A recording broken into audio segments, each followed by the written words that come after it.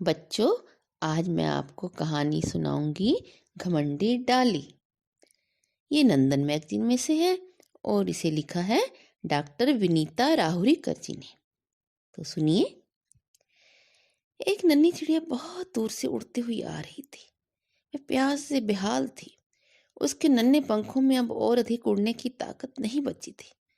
तभी थोड़ी दूरी पर उसे एक घना पेड़ दिखा। चिड़िया ने अपनी बची खुची ताकत समेटी और उस पेड़ की तरफ उड़ने लगी। जल्दी ही वह उस पेड़ पर पहुंच गई। गर्मी से बचने के लिए पेड़ की पत्तियों के बीच घुसने लगी। डाल डाल पर फुदकते हुए वह एक घनी पत्तियों से भरी मजबूत डाली तक पहुंची। ये डाली पेड़ के बीचों बीच थी। यहाँ ठंडी छांव थी, क्योंकि चारों तरफ ढेर सारी पत्तियां होने के कारण सूरज की गर्मी यहाँ तक पहुंच ही नहीं पाती थी। चिड़िया उस डाली पर बैठ गई। डाली ने देखा कि चिड़िया थकान से सुस्त हो रही है, तो उसे दया आ गई। डाली ने तुरंत उसे एक रस भरा फल खाने को दिया और अपने पत्ते हिलाकर उसे हवा करने लगी। चिड़िया ने उसे धन्यवाद कहा और फल खा लिया। फल खाकर उसकी प्यास बुझी और थोड़ी ताकत आई। तुम्हारा घर कहाँ है? तुम कहाँ से आई हो? जब चिड़िया फल खा चुकी तो डाली ने सहानुभूति से पूछा। मेरा घर बहुत दूर है। एक शिकारी बाज मेरे पीछे लगा था।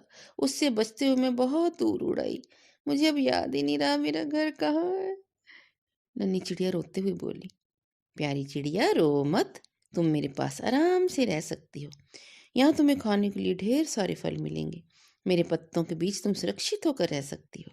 डाली ने स्नेह भरे स्वर में कहा। डरी थकी चिड़िया को डाली की स्नेह भरी बातों से बहुत आराम और भरोसा मिला। मैं अपने पंख लपेट कर डाली पर सो गई। डाली बड़े प्यार से अपने पत्तों से उसे थपकियां देने लगी। डाली का स्नेह पाकर चिड़िया निडर होकर वहां रहने लगी। आसपास उड़ती चहकती, फिर आकर डाली पर बैठ जाती। उसके आने से डाली का अकेलापन भी दूर हो गया। दिन भर चिड़िया के चहकने का मधुर संगीत उसके आसपास गूंजता रहता। चिड़िया भी उसका खूब मान रखती, हमेशा उसकी दयालुता और बड़प्पन की प्रशंसा करती। धीरे धीरे डाली में घमंड आने लगा कि वह बड़ी महान है। उसने चिड़िया की मदद की नहीं तो वह बाज का शिकार बन जाती। चिड़िया सिर्फ उसी के कारण जीवित है। वह अपने फल खिलाकर उसे पाल रही है और बदले में चिड़िया उसे कुछ नहीं दे सकती। डाली का स्वभाव बदलने लगा। वह चिड़िया को ताने मारने लगी। उसकी प्यारी चहचहाट अब डाली को शोर लगती। अब वह उससे पहले की तरह प्यार से भी नहीं बोलती, हमेशा उसे डांटती रहती। चिड़िया के पंजे उसे चुभने लगे। चिड़िया बेचारी डरी सहमी रहने लगी। अब तो डाली को उसका बैठना भी बोझ लगने लगा। उसका फल खाना भी अखरने लगा। आखिर एक दिन डाली ने चिड़िया को डांट कर भगा दिया। चिड़िया रोती हुई पास की एक झाड़ी में छिपकर रहने लगी। वह कीड़े खाकर गुजारा करने लगी। पेट तो भर जाता, लेकिन डाली का पहले का स्नेह उसे बड़ा याद आता। रात भर उसे डाली की थपकियां याद आती और वह उदास हो जाती। दिन भर वही सा आशा में डाली की तरफ देखती कि वह उसे अपने पास बुला लेगी। इधर जैसे ही चिड़िया चली गई, डाली पर कीड़ों ने हमला कर दिया। वह उसके रसीले फल खाने के लिए उस पर चढ़ने लगे। कीड़ों ने उसके पत्तों में भी छेद कर दिए, फल खराब कर दिए। कई कीड़ों ने डाली पर जगह जगह छेद करके उसमें अपने घर बना लिए। जब तक चिड़िया वहां थी तो वह कीड़ों को पास नहीं फटकने देती थी। अब डाली को एहसास हुआ कि नन्ही चिड़िया उसके लिए क्या करती थी। चिड़िया की वजह से ही वह फल फूल रही थी। अब तो कीड़े उसके फूलों को भी नष्ट कर रहे थे। फल कहाँ से आएंगे? दुख और पश्चाताप से डाली सूखने लगी। इधर चिड़िया भी देख रही थी कि डाली सूखती जा रही है। उसका मन तड़प उठता, लेकिन हिम्मत नहीं हो रही थी डाली के पास जाने की। कुछ ही दिनों में डाली पूरी तरह सूख गई। उसके सारे फूल पत्ते झड़ गए। अब चिड़िया से नहीं रहा गया।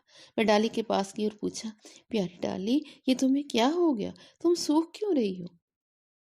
डाली बोली, ये सब तुम्हारे साथ किए पूरे व्यवहार का परिणाम है।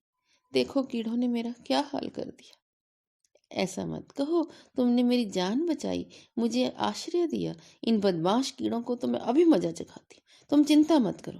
कहते हुए चिड़िया ने कीड़ों को मारना शुरू कर दिया। 2 दिन में ही चिड़िया ने सारे कीड़ों को मार दिया। वह डाली के घावों पर अपने पंखों से हवा करती रहती। उसके स्नेह ने डाली को बहुत जल्दी स्वस्थ कर दिया। वह फिर हरी भरी हो गई, फलों से लद गई। डाली और चिड़िया दोनों प्यार से साथ साथ रहने लगे। चिड़िया के मधुर गीत फिर से डाली के आसपास गूंजने लगे और दोनों बड़े आनंद से खुशी खुशी इकट्ठी रहने लगे। कैसी लगी कहानी बच्चों? जरूर बताना। इंतज़ार करूँगी।